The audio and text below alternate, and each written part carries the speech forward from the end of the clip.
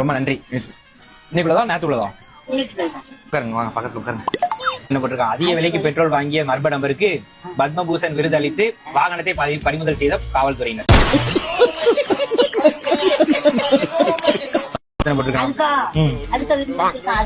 அதிக விலை பெட்ரோல் வாங்கினால பத்மபூஷன் விருது. அது யார்? மர்ம நபருக்கு. குப்பப்பட்டியில் குளித்துக் கொண்டிருந்தவனின் தலையில் இடி விழுந்ததால் அதை தேடும் பணியில் தீயணைப்பு வீரர்கள் தீவிரம்.